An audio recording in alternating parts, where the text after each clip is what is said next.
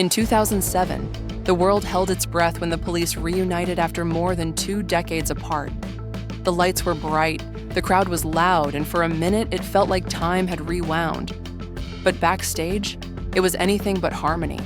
The truth? It was cold, tense, and long overdue. And now, Stewart Copeland ain't biting his tongue no more. He's stepping out of the shadows and laying it all out. Not just some old band beef, not just creative differences. This is about pride, betrayal, and what happens when one man starts believing he don't need the others who helped build the legend. Sting might have been the voice, but Copeland, he was the fire. And today, he's telling the world what really went down. Back in the early 80s, the police weren't just hot, they were unstoppable. Stadiums, awards, worldwide fame. But behind all that shine, the wheels were already coming loose. What started as 3 equals turned into Sting calling every shot.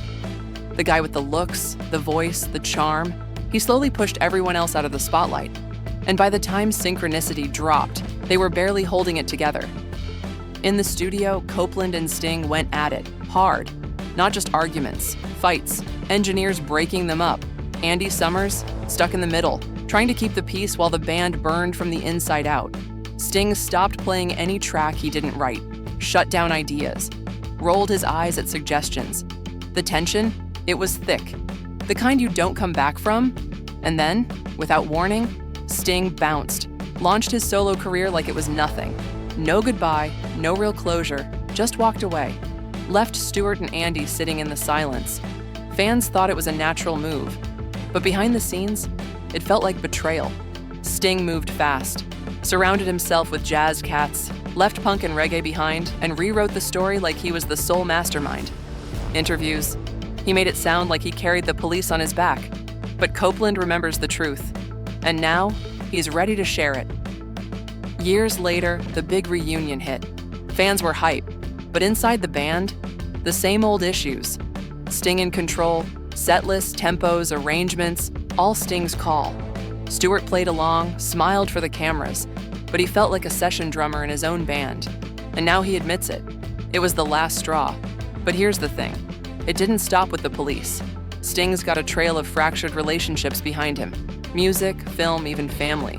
When he tried crossing into jazz and classical, it didn't take long before folks were backing away.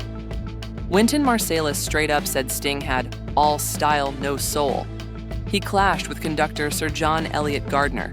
Even Elton John distanced himself after a backstage blow-up. On movie sets, same vibe. During Dune, cast and crew said Sting was cold, distant, hard to connect with. Directors didn't want the drama. Co-stars kept it moving. Even collabs with names like Bryan Adams and Sheryl Crow. Tension, control issues, ego. Whispers behind the scenes turned into people walking away. Now let's talk about the man behind the name. Born Gordon Sumner, raised in a working-class home in England. His dad didn't believe in the dream. That tension never left him. It shaped the way Sting moves, always in control, always guarded. His first marriage fell apart in scandal. While still married to Frances Tomelty, he started seeing her close friend Trudy Styler. The tabloids went wild. Friends turned their backs. But Sting married Trudy, and they built a life. At least on the surface. They preached peace, balance, tantra. But insiders, they saw the cracks, power struggles, jealousy, long stretches apart. Behind the curtain, it wasn't always calm. And through it all, Sting battled himself. Mood swings, control issues, that deep pressure to always be better, to always prove something. His perfectionism helped him rise, but it pushed people out too. Bandmates, tiptoeing, friends, fading, family, feeling the weight. He once said he wouldn't leave his kids money, wanted them to find their own way. But those same kids grew up in his shadow, fighting identity struggles, even addiction. Privileged, yeah, but also carrying the legacy of a man who gave his soul to the world, but not always to his own. Sting turned to activism, spirituality, yoga, the rainforest, environmental speeches. But while he preached simplicity, he flew private, lived lavish, and kept his circle tight. Critics started asking, is this real or just another reinvention? Even those close to him couldn't tell. He lost people, friends, colleagues, collaborators. His world kept shrinking. And in the middle of all that praise was a man who felt more distant than ever.